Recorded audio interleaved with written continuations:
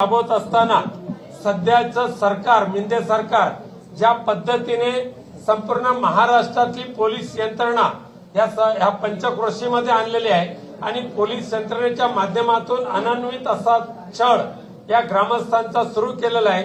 त्यामध्ये आजपर्यंत लोकशाही मार्गाने आपल्या न्याय मार्गासाठी आणि रिफायनरी प्रकल्प नको म्हणून सांगण्यासाठी जे आंदोलन करतात त्या 37 आंदोलनकर्त्यांना आजपर्यंत या सरकारने तडीपार केलेला आहे। मागच्या 15 दिवसामध्ये मुंबईच्या उच्च न्यायालयाने त्यापैकी काही जणांची तडीपारीतून मुक्तता केली, तरी सुद्धा दुसऱ्या दिवशी त्यांना पकडतात आणि वेगवेगळ्या गुन्ह्यामध्ये अडकवतात। हे अशा पद्धतीची पोलिसी छळवाद या ठिकाणी सुरू झालेला आहे।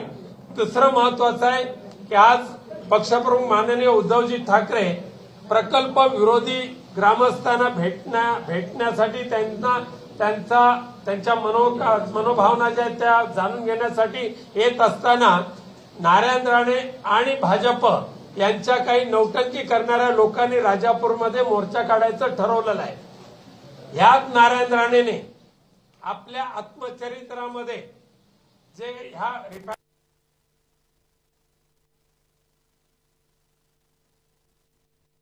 वाचून दाखवतोय, फार पूर्वी नाही, मागच्या 4 वर्षामधलं जे आत्मचरित्र आहे आणि ह्या आत्मचरित्रामध्ये नारायण राणेने स्पष्ट म्हटलेलं आहे, माझा राजकीय पाठिंबा कोणालाही असो पण रिफायनरी प्रकल्पाचा मी कडवा विरोधक आहे आणि कडवा विरोधक राहणारच आहे। हे नारायण राणे उवाच हे आत्मचरित्र आहे। कदाचित आत्मचरित्र नाही पण आत्मा विकला असेल।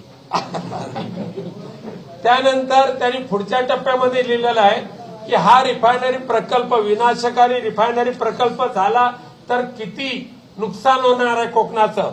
त्यांनी लिहिलेलं आहे की ह्या प्रकल्पाला जवळपास 6000 हेक्टर म्हणजे 15,000 एकर जमीन जाणार आहे। त्याचबरोबर आंब्याच्या किमान 15 ते 20 लाख आंब्याची झाडं म्हणजे आंब्या कलमाची झाडं तोडली जाणार आहेत। 7 ते 10 लाख काजूची झाडं तोडली जाणार आहेत।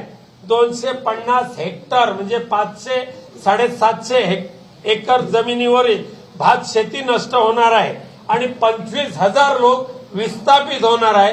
हे नारायण राणेने आपल्या आत्मचरित्रामध्ये लिहिलेलं आहे 2 वर्षापूर्वी। आणि आता त्याच रिफायनरीची दलाली करायला सुरू होत असताना उद्धव साहेबांच्या दौऱ्याचं निमित्त साधून समर्थकांचा मोर्चा लावण्याचं षडयंत्र जे आखलंय त्याचा पर्दाफाश इथले स्थानिक ग्रामस्थ करतीलच।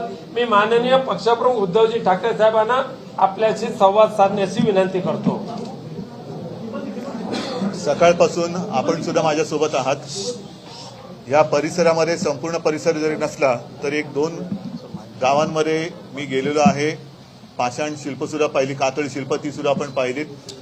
भूमिका तर मी स्पष्ट केलेलीच आहे। तुम्हाला प्रश्न विचारायचे विचारा, त्याच्यातनं मी माझी भूमिका स्पष्ट करेन आणि त्या व्यतिरिक्त आणखीन काय बोलायचं वाटलं तर मी बोलेन। उद्धवजी 2 प्रश्न आहेत। पहिला म्हणजे आपण असं आता ग्रामस्थांना सांगितलं की तुम्ही अनिच्छेने एक प्रकारे केंद्र सरकारला सांगितलं बारसूमध्ये। नाही ऐका मी नीट सांगतो तुम्हाला। नाणार येथे प्रकल्प होऊ नये या तिथल्या ग्रामस्थांच्या मागणीला पूर्णपणाने पाठिंबा देऊन शिवसेना त्या आंदोलनात उतरली होती आणि तो प्रकल्प आम्ही तिथून घालवला। त्याच वेळेला माझी भूमिका स्पष्ट होती की प्रकल्पाला विरोध किंवा प्रकल्पाचं समर्थन हे आम्ही आमच्या मनाने किंवा बसल्या जागी काही करत नाही। तर ज्या कोणालाही हा प्रकल्प पाहिजे असेल आणि जर का तिथे त्याचं स्वागत होत असेल तर तो प्रकल्प जरूर जावा। त्याच दरम्यान आपल्याला कल्पना आहे की आशिष देशमुख त्या सुद्धा बातम्या आल्या होत्या की मला येऊन भेटले होते आणि हा प्रकल्प आम्हाला विदर्भात द्या। तर मी त्यांना सांगितलं की हा पाण्याच्या बाजूला लागतो वगैरे, पण ते म्हणाले ठीक आहे आम्ही बघतो। तर ठीक आहे। नंतर मी मुख्यमंत्री झाल्यावर आत्ता जे सुपारी घेऊन फिरतायत गद्दार, त्याच गद्दारांनी मला असं सांगितलं की इथे हा प्रकल्प जर का झाला म्हणजे आता बारसू आहे, आता प्रकल्प जिकडे प्रस्तावित आहे तिथे, तर तिथल्या लोकांचा काही तिकडे विरोध नाही। बरीचशी जमीन ही निर्मनुष्य आहे, पर्यावरणाची हानी सुद्धा होणार नाही किंवा कमीत कमी होईल आणि हा प्रकल्प तिकडे आला तर एक चांगला प्रकल्प आपल्या राज्याला मिळेल। आणि जो तुमचा आक्षेप नाणारच्या वेळेला होता की पर्यावरणाची हानी होणार नाही, जनतेचा विरोध राहणार नाही, अशा पद्धतीने हा प्रकल्प आम्ही इकडे आणला तर आम्ही पुढाकार घेऊन आम्ही तो करू. तुमच्या सगळ्यांच्या लक्षात असेल की मग मी ते पत्र केंद्राला पाठवलं. साधारणतः रिफायनरी इकडे होऊ शकते की नाही याची एक चाचपणी करून जर त्यांनी हो म्हटलं असतं जे म्हटलं तर त्याच्यानंतर माझी अशी एक मांडणी होती की जसं आज मी आलेलो आहे तसंच मुख्यमंत्री म्हणून सुद्धा मी आलो असतो आणि जनतेला समोरासमोर प्रकल्पाचं प्रेझेंटेशन देऊन हो की नाही मी केलं असतं. दुर्दैवाने नुसतं पत्राचं भांडवल केलं जातं, पण जो पारदर्शकपणा याच्यामध्ये पाहिजे. जर हा प्रकल्प चांगला आहे तर महाराष्ट्रातले सगळे पोलीस आज बारसूमध्ये का आणलेत, घराघरामध्ये पोलीस का घुसवलेले आहेत, लाठ्या काठ्या आणि अश्रुधूर इथल्या लोकांवरती का केले जात आहेत, मारले जातात आणि लाठी हल्ला केला जातोय, तर याचं उत्तर मिळत नाहीये. जसा मी आज गावकऱ्यांमध्ये आलो तसं त्या सुपारी बहादरांनी यावं आणि द्यावं प्रेझेंटेशन. मी कुठे अडीन. पण लोक विरोध करत असतील तर मी सुद्धा शिवसेना म्हणून त्याचा विरोध करणार. असं अजिबात नाहीये. जर मी प्रेशर खाली असतो तर आज पुन्हा इकडे आलो कसा असतो. पण तुमच्याच रेजिममध्ये बार्शीच्या लोकांनी एक रेझोल्युशन पास केलेलं आहे की आम्हाला हे प्रोजेक्ट नको व्हेन युअर चीफ मिनिस्टर. ते तुमच्या दृष्टीला आलेलं नव्हतं आलेलं. माझ्याकडे जो काही गठ्ठा आला होता तेव्हा असं मला सांगण्यात आलं की या तिथल्या ग्रामपंचायतीचे हे सगळे ठराव आहेत की आम्हाला प्रकल्प पाहिजे. बरं ठीक आहे, एक माझं प्रकल्प बद्दलचं पत्र तुम्ही नाचवतात तर मग माझ्याच काळामध्ये वेदांत फॉक्सकॉन येत होता तो का घालवलात, गुजरातला का दिलात, उघड उचलून दिलात, एअरबस का दिलात, आणखीन जे काही होते बल्क ड्रग पार्क त्याचं सुद्धा काय असेल ते एकदा करा ना. म्हणजे चांगले प्रकल्प जे होते ते सगळे प्रकल्प गुजरातला म्हणजे महाराष्ट्राला राख आणि गुजरातला रांगोळी. माझं आज आव्हान आहे की हा प्रकल्प गुजरातला न्या आणि वेदांता फॉक्सकॉन किंवा इतर जे प्रकल्प सोन्यासारखे प्रकल्प ज्याच्यावरती काही विवाद नव्हता ते प्रकल्प महाराष्ट्राला द्या. परत गिफ्ट सिटी जी गुजरातला दिली ती गिफ्ट सिटी पुन्हा महाराष्ट्राला द्या. अनेक जे काही चांगल्या मोठ्या जी काही आस्थापना होती त्याची कार्यालय ही दिल्लीला नेली ती मला परत मुंबईला द्या. म्हणजे चांगल्या सगळ्या गोष्टी तुम्ही मुंबई आणि दिल्लीला नेल्या, आपल्या गुजरात आणि दिल्लीला नेल्या आणि विनाशकारी प्रकल्प जो विवादास्पद आहे ज्याच्यावरती मला लोकमत घ्यायचं होतं, जनसंवाद करायचा होता, तो संवाद न करता तुम्ही प्रकल्प कसे लावू शकता. आपल्या पक्षाचे आमदार राजन सोडी या स्थानिक आमदार साधारणपणे 8 दिवसापूर्वीपर्यंत या प्रकल्पाचं समर्थन करत होते. अशा प्रकारचं एकत्रित वातावरण आहे आणि वातावरण होतं. स्थानिक ग्रामस्थांनी तुमच्या समोर सुद्धा त्यांच्या विरोधात घोषणा दिल्या. आता ते विरोधात दिसतात. नाही आता दिसत नाहीये. आमची भूमिका सगळ्यांची एकच आहे आणि होती. जर प्रकल्प चांगला असेल आणि गावकऱ्यांचा विरोध नसेल तर प्रकल्प न होण्यासाठी आम्ही काय मरे येण्याचं कारण नव्हतं. पण ज्या पद्धतीने दडपशाही चाललेली आहे म्हणजे त्याच्यात काहीतरी काळबेरा आहे आणि म्हणूनच ती दडपशाही बघितल्यानंतर राजांनी सुद्धा आपली भूमिका स्पष्ट केली आहे की तुम्ही आम्हाला फसवत आहात, ह्याच्यामध्ये नक्की काहीतरी दडपशाही करते म्हणजे काळबेरा आहे. इथल्या पर्यावरणाची हानी करून हा प्रकल्प आम्हाला नको. प्रकल्पासंदर्भात जनमत चाचणी घेण्यात यावी का?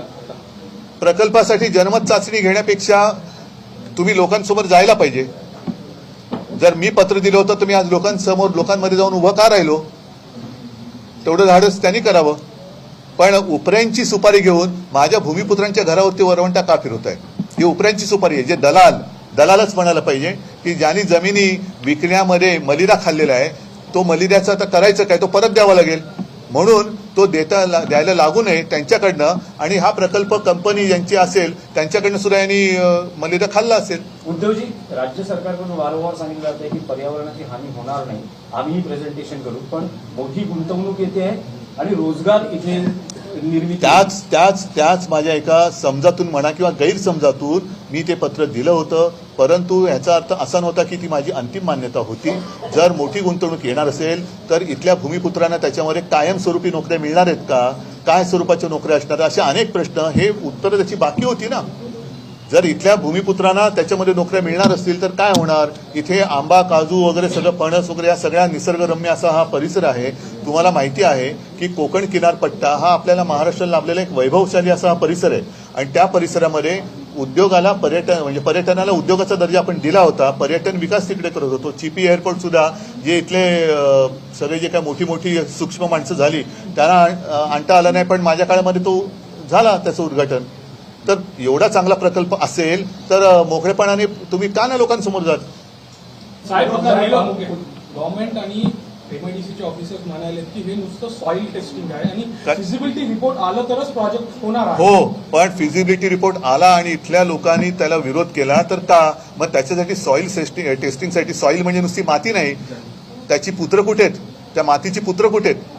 त्यांची सुद्धा भूमिका घ्या ना. काय सेम टाइम मुख्यमंत्री म्हणाले की सन ऑफ सॉइल याला म्हणतो ते नुसतं सॉइल टेस्टिंग कुठे होईल, पण त्या भूमिपुत्रांची मतं कुठे आहेत ती घ्या ना. उद्धवजी समृद्धी महामार्गावेळेस सुद्धा असाच शेतकऱ्यांकडून विरोध झाला होता. त्यावेळेस सुद्धा जे पॅकेज दिले मी स्वतः गेलो होतो. त्यानंतर विरोध सांगतो बरोबर आहे. आता ज्यांची नोंद गद्दारीची 33 देशांनी घेतलेली आहे त्यावेळेला हेच त्या खात्याचे मंत्री होते आणि तेव्हा 33 देश काय महाराष्ट्रातले 3 जिल्हे सुद्धा त्यांना ओळखत नव्हते. आणि जेव्हा विरोधाला लोक रस्त्यावरती उतरली माझ्याकडे धावत आले होते, साहेब तुम्ही आल्याशिवाय प्रकल्प होणार नाही. मी स्वतः तिकडे गेलो, माझ्यासोबत अंबादास होते, चंद्रकांतजी खैरे आणि तिथले माझे सगळे शिवसैनिक होते. संभाजीनगर जिल्ह्यात आम्ही फिरलो, जालन्यामध्ये आम्ही गेलो आणि खरोखर सांगतो तुम्हाला ज्याची नोंद कागदावरती ओसाड म्हणून केली होती तिथे मोसंबीच्या फळबागा होत्या. मग त्याच्यानंतर काही जणांना मोबदल्याची मागणी होती. आम्ही मग पुन्हा मुंबईमध्ये बैठक घेतली आणि त्या फळबागा वाचून बाजूनी तो रस्ता कसा जाईल तशी आखणी केली आणि तो विरोध मोडून नाही काढला. आम्ही विरोध तो समजून घेतला आणि तिथल्या विरोधकांची समजूत आणि त्यांचे सगळ्या बागाबिगा वाचून मग तो रस्ता झाला. प्रशासन पत्रकारांना मुस्कटदाबी करते. आता देखील आपण पाहिलं जिथे आपण कातळशी या हुकुमशाही वृत्तीच्या विरुद्धच आपल्याला सगळ्यांना मिळून लढायचंय. आणीबाणी म्हणतात ती याच्यापेक्षा वेगळी काय असते. आणि तुम्ही तर लोकशाहीचे एक जे स्तंभ आहेत त्याच्यापैकी एक स्तंभ आहात. लोकशाही वाचवण्याची जबाबदारी आमची आणि तुमची सुद्धा आहे. म्हणून ही जी काही जुलम दडपशाही आहे ही तुमच्या माध्यमातून देशातल्या लोकांना कळली पाहिजे.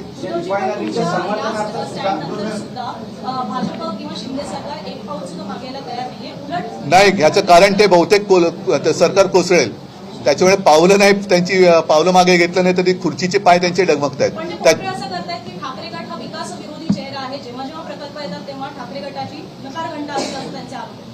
मग एवढी जर का नकार घंटा असती तर समृद्धी महामार्ग झाला नसता. आणि मी पुन्हा एकदा सांगतो, माझ्या कालावधीमध्ये जे मोठे प्रकल्प इथे येऊ घातले होते ते प्रकल्प यांच्या डोळ्यात देखत, जे चांगले प्रकल्प हे आपल्या डोळ्यात देखत केंद्र सरकारने गुजरातला दिले. त्यावेळेला हे सगळे शेपूट घालून बसले होते, तिकडे त्यांना वर डोळे करून बघण्याची हिंमत नव्हती. आता मात्र माझ्या या गोरगरीब कोकणी, गोरगरीब म्हणजे भावनेने आणि मनाने हा खूप गरीब आहे, भोळा आहे. तर एक मिनिट, तर ह्या जनतेच्या घरांवरती उपऱ्यांची सुपारी घेऊन वरवंटा चालवायला लाज वाटत नाही. हे त्या उपऱ्यांचे दलाल आहेत.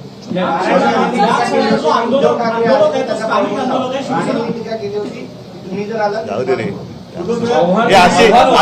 आव्हान होतं कोकणात येऊनच दाखवा. त्यांची जबाबदारी वाढलेली आहे. त्यांना 2 आणि 1 डोक्यावरचं ओझं सांभाळावं लागतं. ते डोक्यावरचं ओझं सांभाळताना हातातली 2 जे आहेत ते सुटतात, त्यांना सांभाळायचं डोक्यावरचं ओझं पडतंय.